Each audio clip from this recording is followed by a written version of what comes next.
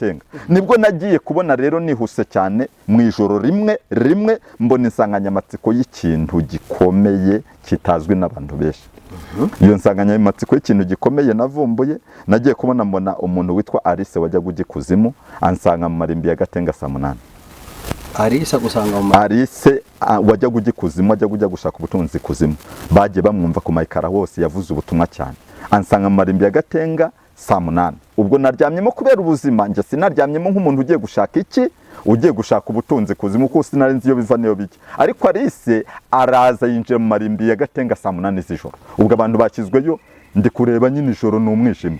Nibwo rero Alice nagiye kubona mbona noneho ubwanjye gutya vis-a-vis mbona ibidayimoni bibiri bisa nabi, utamenya uko byambaye ishwambagara, bisa nabi. Mbirebye ukuntu mbibonye biri kuza byataka mu marimbi, mbona atari abantu. Mbona ibyo bidayimoni bimeze nk'amavampire. Mbona birasa nabi, ndikanga, ngira ubwoba. Ndavuga ati ibi bintu ariko ko mbona atari abantu ra.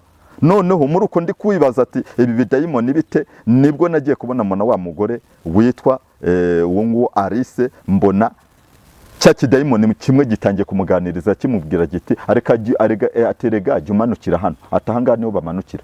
Nkumva kiri kumubwira ati jumanukira, nkumva ikijwi cyacu ati jumanukira. Mbona wa mugore witwa Alice amanukiye aho ngaho. Aha bitwa bamudindiza.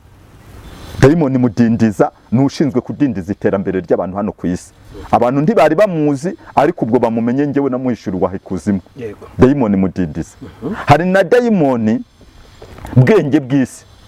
Uwo ni dayimoni witwa kwikakaza kw'abantu. Ugasanga umuntu ari kakaza mu by'isi no mu butunzi bw'isi, akumva yagezeyo, akumva abandi bose ni fo, ntacyo baricyo. Uwo ni dayimoni bwenge bw'isi. Abo ni amazina, ayo ni amazina Satani yagiye abatiriza baba dayimoni bajyanye nawe Imana bajugunanye mu isi bavanye mu ijuru. Satani ageze ikuzimu arababatiza. Noneho rero hari abantu bajye bambaza ikibazo bakambaza atese abadayimoni n'abazimu batandukaniye. Ndashaka gusobanura abantu mutera agatebe mbasobanurira abadayimoni n'abazimu mubashe kubasobanukirwa. Abadayimoni ni abadayimoni Satani ari we Sekibi Satani, ari we wa wundi ufite amahembe 7, afite n'abadayimoni 7 bacunga ubwo butunzi bw'ikuzimu. Abo badayimoni 7 bacunga ubwo butunzi bw'ikuzimu no kuvuga ngo bashinzwe kubureberaho buri. Noneho we Sekibi Satani ufite amahembe 7 ahuye n'aba badayimoni 7 yarambwiye ngo wanyemera ukankorera, ukemera nkagukura mu buzima urimo bwo kurara mu marimbi, kwiyo Mana yawe nta bukirigira, kwiyo Mana yawe iyo ngiyo uvuga ukorera warinze ujya kurara mu marimbi, ari ukuvuga yuko nukubundi yaguteje ubwo bukene. Waje ukankorera nkakwihera buriya bukiri ureba hariya. Abunyeretse aho buri mbona burasa na diyama zirabagirana. Amasezerano ari kuguha ntacyo yakumarira, ntagukangishe kuba uri kurara mu marimbi kubera ubuzima n'imibereho. Ati ngwino tuzamuke dusubire hejuru, hanyuma nari nakuzanye hano kugira ngo werekwe ibya hano ikuzimu, ushirwe n'amabanga ya sataniste na Satani n'ibyo akora. Atari kubundi ngewe ngwino nkorera nubwo uri guca mu miraba ikomeye, ariko igihe kizagera nzakoresha abantu ku isi ndetse utanazi no mu gihugu. Uzava muri aya marimbo, uzagira inzu yawe, uzagira abana, uzagira umugore. Ariko nsubiye inyuma gakeya, uwo mugabo yarinze ajya kuza, Satani ari kunsaba ibintu bibiri. Yansabaga ko ngewe ngomba kuzabaho ndafite umugore ku isi cyangwa mu gihugu. Ansaba ko ngomba kuzabaho nta mwana mfite na rimwe. Munindyamana n'umuntu wese w'igitsina gore wese nzahura nawe, ndyamanye nawe, sinzabyara umwana. Iyo niyo kondisiyo. Icya kabiri, sinzagira umugore. Numva ni ibintu biremereye, ariko umbwira gutyo nibwo umugabo wambaye ibyumweru yasaza ahita ko byose arabisesa.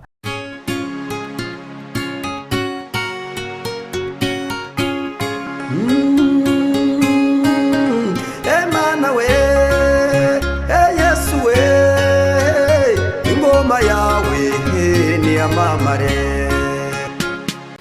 Reka tubasuhuze kandi tubifurize amahoro y'Imana aho muherereye hose, abari mu gihugu cy'u Rwanda n'abari hanze yacyo, mwese ni mugubwe neza. Kuri uyu munsi wa none rero twongeye kugira umugisho kubana n'umukozi w'Imana. Twagize umukozi w'Imana n'ubwa mbere tumubonye ahangaha kuri gicano yacu Imana Irahari TV. Uraho neza mutumishe? Ndaho ndashimira Imana. Yesu ashimwe. Imana ishimwe cyane. Amen. Mumeze neza? Ndashima Yesu. Ko bwije no ko bukeye nge mbashima Imana. Yego. nibyo n'ugushima Imana batwongera iminsi yo kurama. Hari abantu benshi babifuje ayo mahirwe batayabonye. Buranja nkunda kuvuga ngo uyu muntu ari muzima akaba ahumeka umwuka w'abazima aba agifite n'ikiguzi cy'ibisubizo byose. yego Imana ishimwe. Imana ishimwe cyane. Reka ngusabe kugira ngo noneho wibwira abadukurikiye bamenye ngo turi kumwe nande. Ni bisanzwe nitwa Prophète Florier cyangwa se Reverend Florier. Ndi umukozi w'Imana nahamagariwe gukorera Imana kuva muri ubu buzima ndimo ku isi no kuzageza igihe nzaba mvuye mu isi. Mbese no kuvuga ngo nge nta kindi nemererwa gukora kireka ivuga ubutumwa ry'umurimo w'Imana. Yego. Florier, nagerageje gukurikira ibiganiro ugenda utambutsa hirya no hino cyangwa se amayerekwa message Imana yaguhaye. Numvise ushobora kuba ufite ibintu byinshi muri wowe. Mfite byinshi cyane hano n'ibigifungiye mu makarito bitarasohoka. Nukuri. Urakoze cyane rero ndizera neza ko ikiganiro tugiye kugirana twabanza tugasenga Imana kugira ngo ikiyobore. Reka dusenga Imana. Uwiteka Imana nziza, Uwiteka Imana ikomeye, ndagushimye kuko uri Imana ishobora byose, ndagushimye kuko uri Imana y'ubutware. Aka kanya ngeze hano kuri iyi cano. Haleluya, ntabarije ahubwo izina ryawe rishyirwe hejuru. Abankurikiranye bose ku mugabane waha mu gihugu cy'u Rwanda ndetse no ku bihugu by'amahanga ndetse n'i Burayi, abari ku Musenya bagiye gutembera, abari kuryoshya ubuzima, abo bose yicana wiri bugereho w'ikinyabuzima cy'umuntu. Mana umugire neza mu izina rya Yesu. Amen. Urakoze cyane, Imana y'amahoro iguhereze umugisha kandi guha umugisha mwinshi. Hanyuma Florier, tugiye kukwakira kugira ngo utugezeho iki Imana yaguhaye kuduha uyu munsi. Yego. Njyewe uyu munsi cyane Imana yansabye kuba navuga ku buhamya bw'uburyo ki Imana yamvanye mu byaha. Yego. Yamara kumvana mu byaha ikampamagarira umurimo wayo wo kuyikorera. Umurimo wayo wo kuyikorera kuva ndi hano ku isi kuzageza mvuye ku isi ngataha igihe cyanjye cyo gutaha kigeze. Yego. Ariko ndacyafite uburame ndiyaturaho kurama cyane. Bishaka kuvuga ngo rero njyewe mvuka iburengerazuba cyangwa se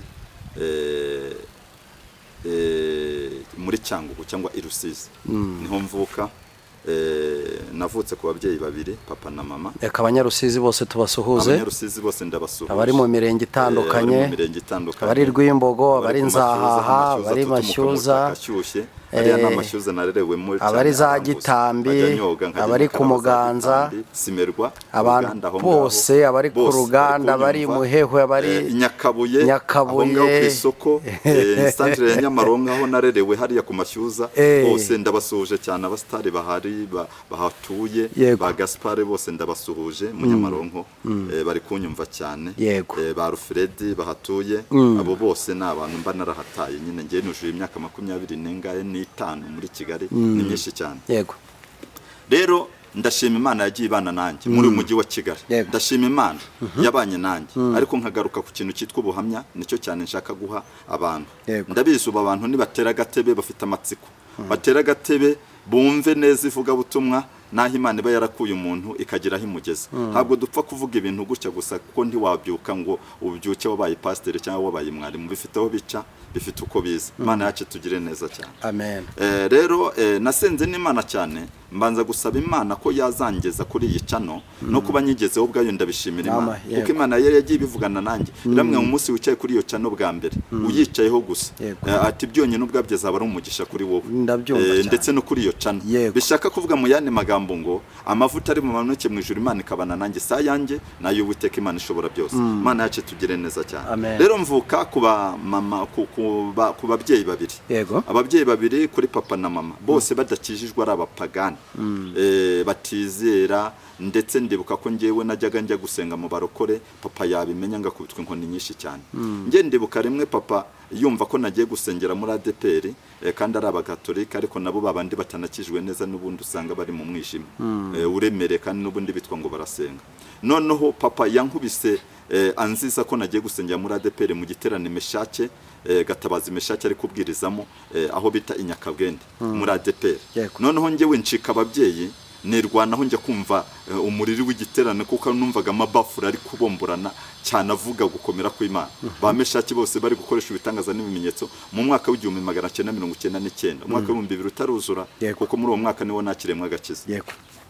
rero ndabyibuka ncika papa na mama baranshaka barambura naho kumwe nagiye kumva kwivuga butumwa ukuntu numva ari ndyoheye cyane ujye uva ku bintu by'iki gihe usanga abantu baramenyereye ibintu by'Imana ubundi twe twagiye dukizwa ibintu by'Imana wumva bifite wumva bifite icyanga ku buryo wumva bikwinjiramo kumva rwose bimeze neza ariko muri iki gihe abantu barabimenyereye babifata uko babonye ariko ndagira ngo ngarura abantu mbabwire ngo hari 7,000 bitarapfukamira bayani Imana yacu tugire neza cyane rero nihuse cyane ndibuka ko papa yanteruye inshuro 7 anyizibukira akankubita ku rucaca hasi kajya ndeba urucaca runyikaraga mu maso yanjye icyo gihe papa yanzizaga ko nagiye gusenga Uwiteka gusenga Imana ko nagiye mu barokore bari kuzura umwuka wera ngo ntabwo nakagiyeyo nkibaza igituma anyizibukira inshuro 7 anyikubita hasi kikanyobera urumva nanjye ntaho ntane na Abrahamu acika uriye bakarodari ntaho ntane na Abrahamu ava kwatera kuko nanjye iyo ndebye papa mwita tera n'ubundi niko nanjye mwita buriya mwita tera papa ubu ntakiriho ariko ngewe ndiho papa yarapfuye yaratashye yavuye mu mubiri yarashaje niko babyita ariko mama we aracyariho Imana yacu tugire neza cyane rero igihe cyaje kugera biba ngombwa neza yuko ndwara ndaremba njya n'uburozi bwica uburozi bwica mburyana n'abana 2 b'abahungu b'abasore bakiri bato nkanjye bari bageze imyaka 14 15 gutyo noneho njye uburozi bwica muri ibyo bihe buranzunguza bumaze kunzunguza musangira n'abo bana bo ntibagira amahirwe yo kubaho bahita bapfuye barabashyingura mu gihe ngende kurwana n'ubuzima nshaka kujya ngo mve mu mubiri niho Imana yansanze noneho neza inyohereza marayika wayo wambaye ibyumweru dede ampagarara hejuru ampamagara inshuro 3 ati Floriye ndi mu rupfu ndi gusamba akaboko ngatiriya akaguru ngatiriya hanyuma arambwira ngo nguhaye kubaho ngukije uburozi bwica buri muri wowe nubwo bagenzi bawe babashyinguye muri iki cyumweru cy'ubushize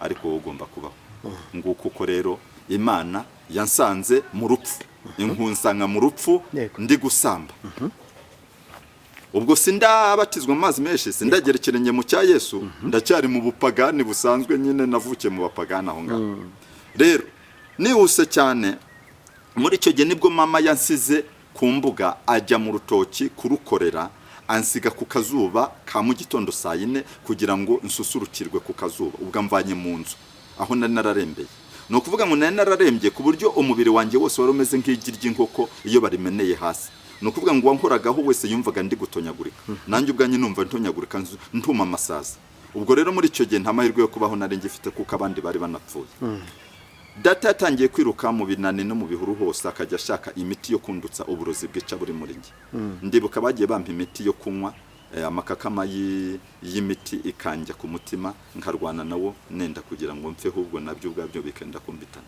ariko nza kugira amahirwe uwo mareka w'Uwiteka nsanze mu rupfu arambwira ngo ampaye kubaho nihuse cyane rero ndashima Imana yamvanye aho hantu ntangira kumva ngenda nkomera ndibuka rimwe nahize umuhigo ndwaye ngewe sinzabyibagirwa mpiga umuhigo ndavuga ngo mama wambyaye nimbasha kuva mu rupfu nkabona nongeye kugira ubuzima nzamuvomera ibido y'amazi nyikure kuri robine ahantu nyizane nyimugezeho iyo bido y'amazi ninza yikorera nkayimugezaho nzamenya yuko nongeye kugira imbaraga ubwo nari mfite nk'imyaka 16 gutyo nuko naje kugera igihe rero ndakira ibido y'amazi ndayipena rwose njya kuyivoma nyizanira mama arishima mama yibuka rimwe ndi gusamba nenda gupfa andiriraho amarira yuzuye igikombe cya plastiki mama yarize amarira yuzuye igikombe cya plastiki igikombe aragitega abona ndi gupfa ndi gusamba hanyuma abona simpfuye Imana yacu tugire neza cyane twihuse cyane rero maze gusohoka muri ubwo rurwayi n'ibindi byose nakomeje gukurikirana itorero rya DPR muri uko kurikurikirana ndagenda mbatizwa mu mazi menshi nihaniye mu giterane Meshake Gatabazi ari gukora aho ngaho muri DPR hanyuma nihana nemera gukurikirana inyigisho z'umubatizo mbatizwa mu mazi menshi nakira Yesu nk'umukiza wanjye ubuzima buhita bukomeza muri icyo gihe umwaka w'1999 ndumva hari nko mu kwezi kwa 7 gutyo izuba ryari ricanye hanyuma urumva ndumva intambara yari maze imyaka urumva intambara yabaye 1994 urumva hari 1999 hari hashize imyaka 5 intambara ibaye nihuse cyane rero nari nkina mu muto y'intambara yanabaye nkiri muto ntabwo nari mbasha kumenya iyo biva ne bijya kuko nari nkiri muto cyane mu myaka y'abatoya ariko nihuse cyane ndibuka neza yuko maze kwakira Yesu nk'umukiza wanjye rero nibwo natangiye kujya nuzura umwuka wera, ntangira kujya nsenga, ariko bigaragara ko nkiri mu myaka y'abasore bakiri batoya. Nuko rero igihe cyaje kugera biba ngombwa neza yuko ntangira kujya mba muri korali mu kuramya no guhimbaza. Umwuka wera atangira kuza muri nge, nuzura umwuka wera. Ndibuka bwa mbere nuzura umwuka wera abantu barikanze, mvuga mu ndimi nshya cyane, ndatitira bikomeye cyane, mvuga mu ndimi nshya bikomeye. Umwuka wera, umuriri w'umwuka wera ansanze. Muri ibyo bihe nari maze kubatizwa mu mazi menshi mu mwaka w'1999. Nihuse cyane rero nibwo natangiye kumva njyewe ubwanjye ntagumya kuba mu bantu bagumya kundoga, bangirira nabi, bampemukira. Mpita ko njyewe mbwira mama wambyaye, ndamubwira ati rero mukecuru wanjye, ndabona ibihe bikomeye kandi ndabona njyewe ubwanjye nkwiriye kuva inaha ngaha nkigendera mu murwa, mu mujyi wa Kigali. Mama arambaza ati ese uzagenda usanga nde muri Kigali, ku Kigali nta muntu hazi. Ariko ndibuka ko njyewe ubwanjye nacunze imodoka ivuye muri Nyakabuye iri kugenda yerekera i Kamembe. Imodoka nyirohamo ngurishije inkweto zanjye nari mfite. Nagurishije inkweto zanjye nzikuramo itiki. Nzikuramo tiki, hanyuma tiki nkuyemo noneho ngurisha n'amavoka yo ku giti cyo mu rugo. Amavoka nayo ndagurisha. Maze kuyagurisha nyakuramo tiki. Mba mbonye tiki ingeza muri Kigali. Ngera muri Kigali nta mafaranga nayo natanu mfite. Ngera muri Kigali nta muntu mpazi. Ngeze muri Kigali ubuzima burankubita. Bunkubise ngeze muri Nyabugogo ndabyibuka, byansabye kugenda ntega imodoka, numva umwuka nyemeje gutega imodoka ngo ujya Kicukiro Sheri. Kicukiro Sheri. Ngeze Kicukiro Sheri ubwo ni mu mwaka w'2000. Noneho ubwo ngubwo aho muri uwo mwaka w'2000 ndibuka yuko impanda y'Uwiteka abantu bari bayitegereje bayibuze, bari kuvuga bati ubu impanda y'Uwiteka igomba kuvuga muri uwo mwaka w'2000. Abantu barya ibyabo, abantu barabimara, barangije bararogereta, baricuza impamvu babiriye bakaba babimaze, kandi n'ubundi bakaba bari kubona impanda itavuze. Nanjye rero muri uwo mwaka nibwo nabisikanye n'iby'imperuka nza muri Kigali. Ngeze muri Kigali rero, ngeze aho Nyabugogo njya Kicukiro Sheri. Ngeze Kicukiro Sheri ndabyibuka nahageze nta buryo bundi nsiganye, nta mafaranga nsiganye mu mufuka. Ntangira kureba Kigali, mbara amazu yose, ntangira kureba by'umujyi wa Kigali wari utaranatera imbere, batarubaka ngo ubone ibintu biri hiti cyane. Ariko ndibuka icyo gihe ku munsi wa mbere ngeze muri Kicukiro Sheri, nashatse umuntu wese wancumbikira ndamubura. Noneho mbonye mubuze nibwo nahise ko numva umwuka w'Imana anyemeje kuvuga uti ese urararaye. Ndavuga ati ese njye mu Binani, njye mu Bigunda, njye hehe? Ngenda nza kunyura ahantu hari amarimbi bita ya Gatenga, mu Gatenga. Nyuze ku marimbi ya Gatenga mpita nirarira aho ngaho njyama ku marimbi ya Gatenga. Ndibuka naryamye uruhande rw'imva y'igituro nyine ishashe amakaro. Ndahungura neza, nkajya mpungura gutya ndakubura, mpita niryamira ku gituro cy'umuntu wapfuye. Ndiryamira ndasinzira, mbona burakeye. Ijoro rya kabiri ndongera ndaza ndabyuka. Uryamye impande y'igituro? Nibyari impande y'igituro mu marimbi ya Gatenga. Nibwo nagiye kubona rero nihuse cyane mu ijoro rimwe mbona insanganyamatsiko y'ikintu gikomeye kitazwi n'abantu benshi. Iyo nsanganyamatsiko y'ikintu gikomeye navumbuye, nagiye kubona mbona umuntu witwa Alice wajyaga ujya ikuzimu ansanga mu marimbi ya Gatenga saa 8. Alice gusanga mu Alice wajya kujya ikuzimu, wajya kujya gushaka ubutunzi kuzimu. Bagiye bamwumva ku mayikara hose, yavuze ubutumwa cyane. Ansanga mu marimbi ya Gatenga saa 8. Ubwo naryamyemo kubera ubuzima, njye sinaryamyemo nk'umuntu ugiye gushaka iki, ugiye gushaka ubutunzi kuzimu, kuko sinari nzi iyo biva niyo bijya. Ariko Alice araza yinjira mu marimbi ya Gatenga saa 8 z'ijoro. Ubwo abantu bakizweyo, ndi kureba nyine ijoro n'umwijima. Nibwo rero Alice nagiye kubona mbona noneho ubwanjye gutya vis-a-vis, mbona ibidayimoni bibiri bisa nabi, utamenya uko byambaye ishwambagara, bisa nabi. Mbirebye ukuntu mbibonye biri kuza byataka mu marimbi, mbona atari abantu. Mbona ibyo bidayimoni bimeze nk'amavampire.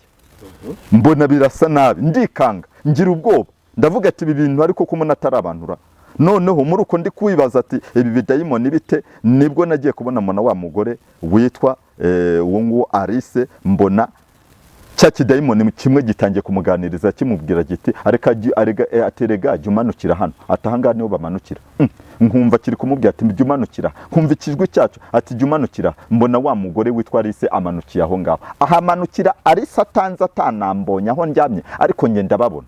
None uko ndi kugenda nshaka kugira ngo nitegereze uko bimeze, nabona hamwereka ngo hari amayesikariye amanukira, ariko nkabona n'ubutaka busanzwe, kuko ndi mu mubiri sindi mu mwuka. Mu kanya nibwo nagiye kubona mbona umwuka wera aramanukiye ngewe, amaze kumanukira ngiye kubona mbona yuko izo ari imbaraga z'abadayimoni, ari imyuka mibi y'abadayimoni. Mbona undi mudayimoni nanjye anyetatse asanga ndi mu mucyo mwinshi, asanze ndi mu mucyo mwinshi w'imbaraga z'ubumana. Hanyuma uwo mudayimoni atangira kumbwira ati uyu nguyu ari kugusiga agiye kuzimu kureba ubutunzi, urinda urara mu marimbi, urara ahangaha, ubundi abantu bitwa ko bakorera iyo mana, kuki iyo mana itabaho ubukire? Ati ngwino nkwereke aho abandi bamanukiye bagiye kureba ubutunzi. Nanjye numva ngize amatsiko niko kumanuka nshaka kugira ngo ndiba ayo mayesikariye, ariko nareba amayesikariye neza nkabona sindi kuyabona neza, ariko umwuka wera nkoraho, kuko rya jambo rivuga ngo nzabohereza umufasha w'umwuka wera azabafasha mu bihe bikomeye. Umwuka wera yahise ambishurira neza, mpita ndeba ya mesikariye ntari ndi kubona ndi mu mubiri, ndayabona. Nyabonye numva ngize amatsiko, ndangira kumanuka nkurikirana wa mugore witwa Alice wamanutse. Manuka esikariye ya mbere mva ku butaka, ubu ngubu bwo mu marimbi nari ndyamye aho ngaho. Manuka iya kabiri, manuka iya gatatu, manuka iya kane, manuka iya gatanu, iya gatandatu nyisangaho umudayimoni. Umudayimoni yambajije amagambo ngiye kubwira abantu.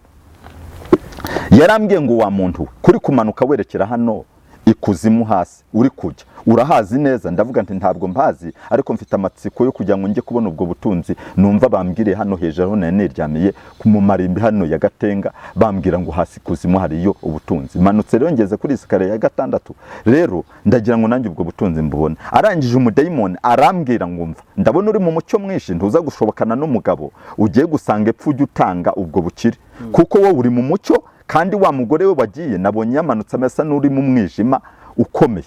Rero bishaka kuvuga ngo uriya we yamaze kujyana amasezerano na Satani, bafitanye sinyari, ariko wowe ntayo ufite. Ndabona uri mu mucyo, ariko reka nkureke ugende urirwanira n'uwo mugabo numugeraho, cyangwa se muravugana akureba araguha inshingano iza guha uze kuzifata. Wageze kuzimu se? Ubwo ndi kumanuka esikariye ya gatandatu, niyo nari ngezeho, kuko nagombaga kumanuka amasikariye 16. Nari ngeze ku esikariye ya gatandatu. Uwo mudayimoni arambwira ati komeza umanuke. Ati ariko wa mugore we ubu yagezeyo, kuko we sanzwe ajyayo. Mpita manuka ndagenda esikariye ya karindwi, iya munani, iya cyenda, iya cumi, iya 12.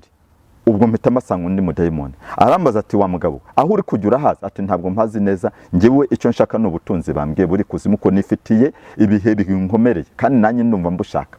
Rero ubwo butunzi muhora mubeshya abantu ngo buri kuzimu, ndashaka kugira ngo mburebe. Naho kumba Imana bifitemo umugambi, ndi mu mwuka wera, ndi mu ishusho y'ubumana, ariko ngewe ntazi ikinjyana.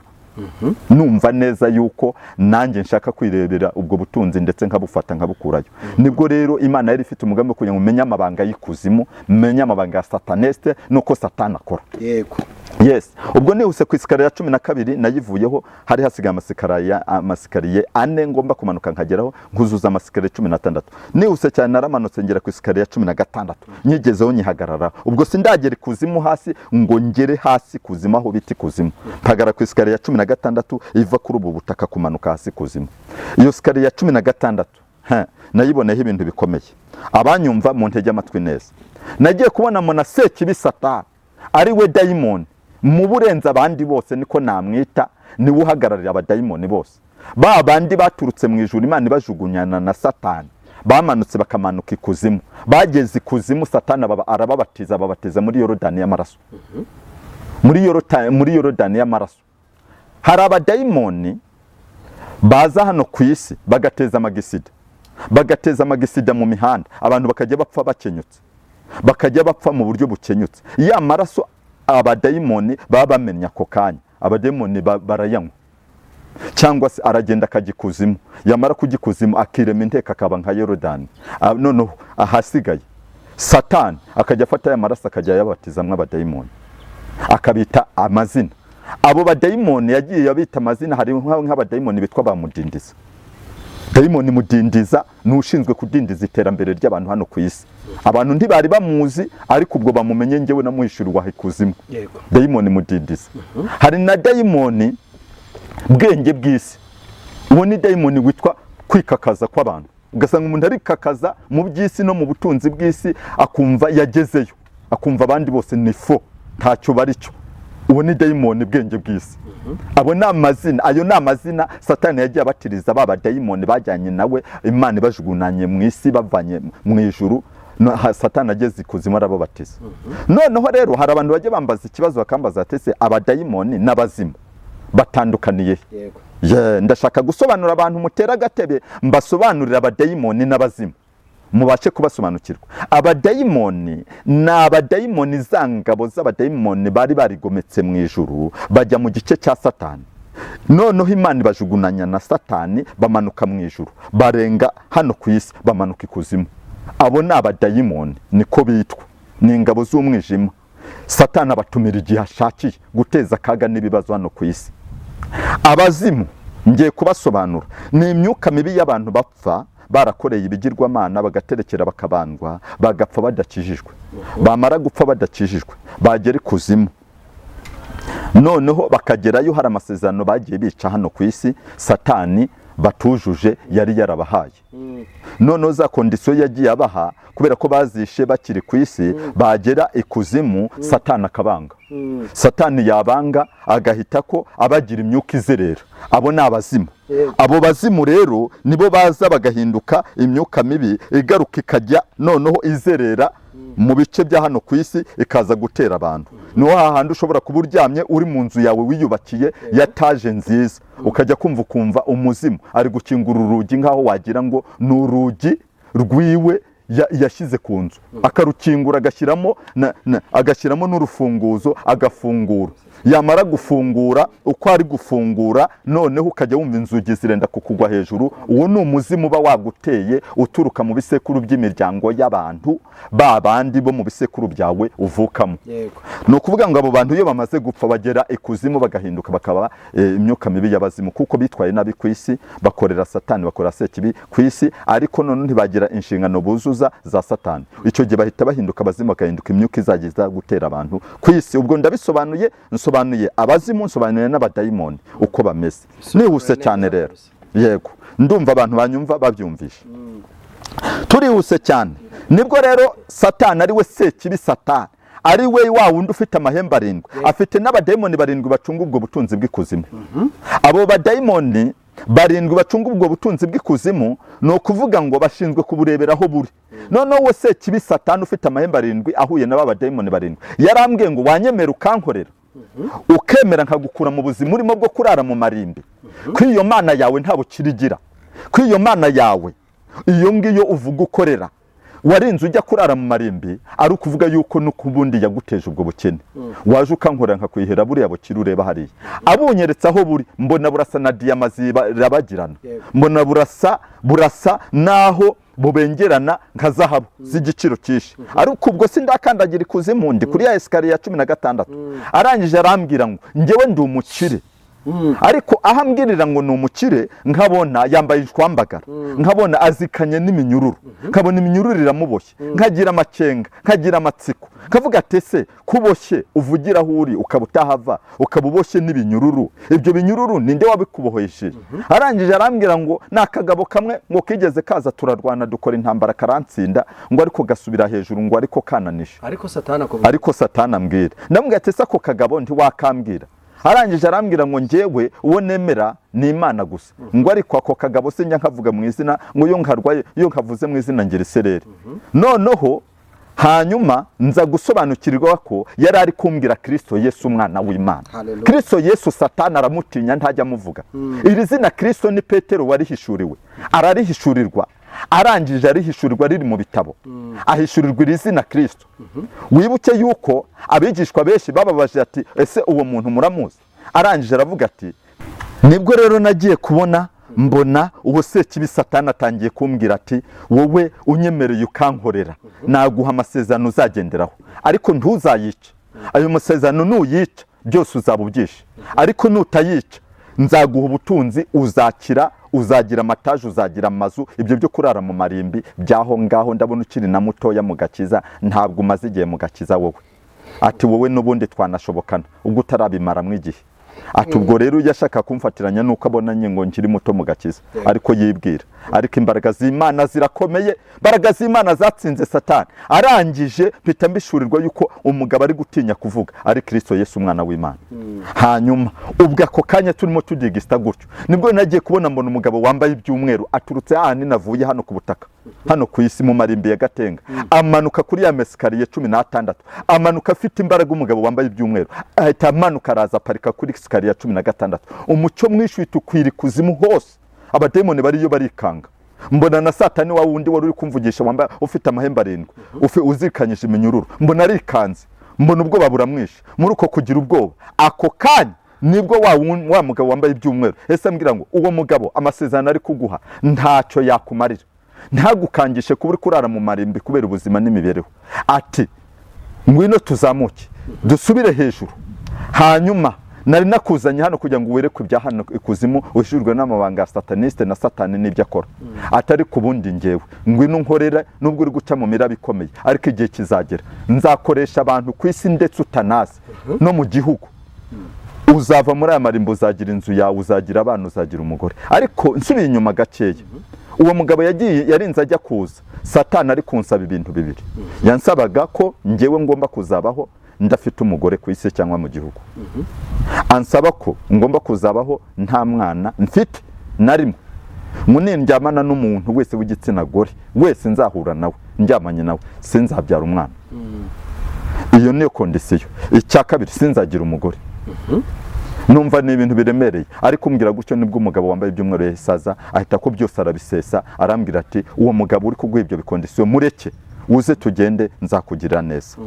Twihuse cyane rero nibwo nagiye kubona mbona wa mugabo w'ibyumweru aranzamuye, ngiye kwirota uruvanisanga n'ubundi niryamiye hahandi, ikibiri cyanjye kiryamiye hahandi ku irimbi rya Gatenga, hahandi ku makaro y'igituro cy'umuntu wapfuye aho mu marimbi ya Gatenga. Mpishurira amabanga y'ikuzimu, mpishurwa n'uburyo ari se gikuzimu agiye gushaka ubutunzi, mpishurirwa n'ibintu byose by'ikuzimu ndabimenya nguko uko nabimenye. Ibyo hari mu mwaka? Umwaka wari umwaka w'ibihumbi 2000 nibwo nari nkigera muri Kigali. Yego. Nari maze amajoro 2 n'iminsi 2 ngeze muri Kigali ntayizi. Imana yacu tugire neza cyane. Amen. Turihuse cyane rero.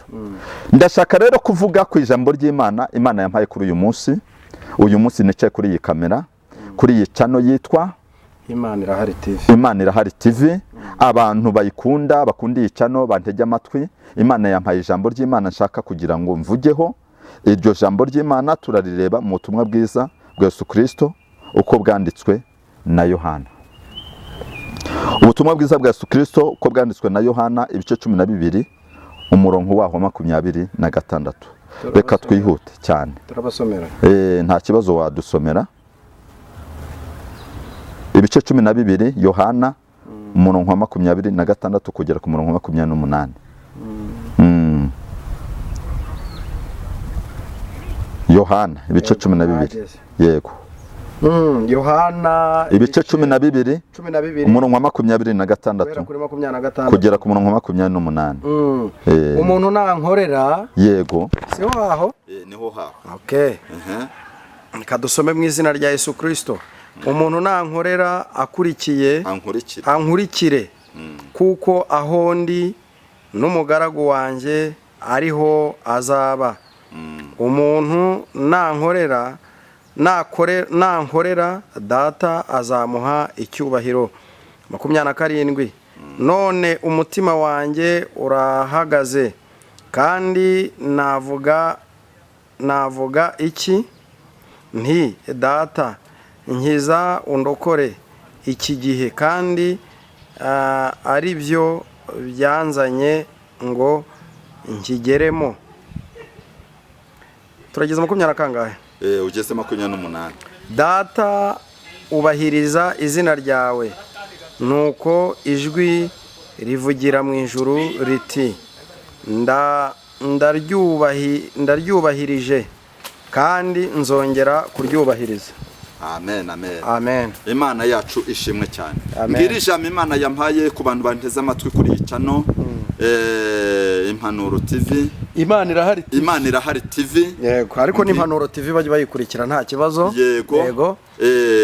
rero Imana irahari TV ngiyi rijama Imana yampaye ku bantu bari kunyumva haba hano mu gihugu abari ku bihugu by'amahanga aba diaspora bose banyumva ijama Imana yampaye ni ijambo rivuga ngo korera abantu kuko abantu bo barananirwa. korera Imana kuko abantu bo barananirwa. korera Imana kuko abantu bo barananirwa. Niryo jambo mfite. Imana yacu tugire neza. Amen. Korera Imana, umuntu wakoreye Imana ntajya korwa n'isoni. Korera Imana, umuntu wakoreye Imana ntajya mwara. Korera Imana, umuntu wakoreye Imana nubwo yagera mu burwayi Imana iramukiza. Umuntu nankorera ankurikire kuko ahondi n'umugaragu wanjye niho azaba. Umuntu nankorera data azamuha icyubahiro. Nkurikije iri jambo uko Imana irivuze cyangwa se uko iri jambo turisomye, umuntu wese ahava akagera mu buzima bwe nta muntu udakunda icyubahiro. Nta muntu udakunda agaciro. Nta muntu udakeneye yuko agira igikundiro cy'ubumana. Iyo umuntu agize igikundiro cy'ubumana aba abonye agaciro. Iyo umuntu agize igikundiro cy'ubumana aba abonye ijambo. Iyo umuntu agize igikundiro cy'ubumana ibyo akoze ntibimuhombana. Iyo umuntu agize igikundiro cy'ubumana abana be bariga bakagera kure kubera yuko igikundiro cy'ubumana kiba kiri kuri uwo muntu. Umuntu nangora twagiye dukorera abantu barananirwa. Twagiye dukorera abantu batubera babi.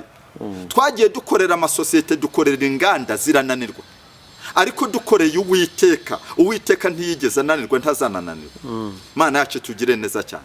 Twagiye dukorera amasosiyete menshi tuyakoreye aratwirukana ntiyaduha n'agashimwe. Ariko yukoreye Imana igera igihe kazaguha agashimwe. Agashimwe izaguha ni agashimwe k'ubugingo buhoraho. Agashimwe izaguha ni agashimwe k'ubumana k'ubutatu butagatifu Imana Data twese, Imana Mwana, Imana Mwuka Wera. Twagiye dukorera abantu ntibatwitura ibyiza tubakoreye. Ariko yukoreye Imana ikwitura ibyiza. Imana yacu tugire neza cyane.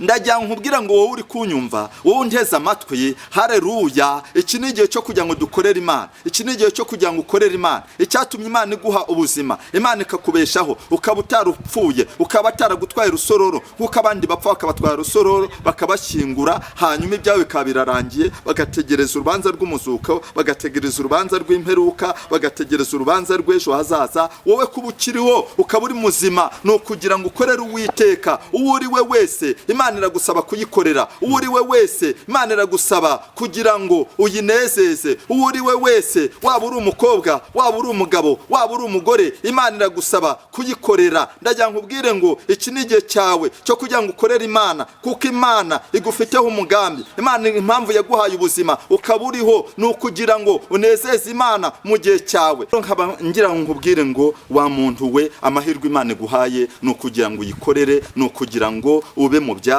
ni ukugira ngo ukorere Imana n'ubwenge bwawe bwose n'ubutunzi bwawe bwose.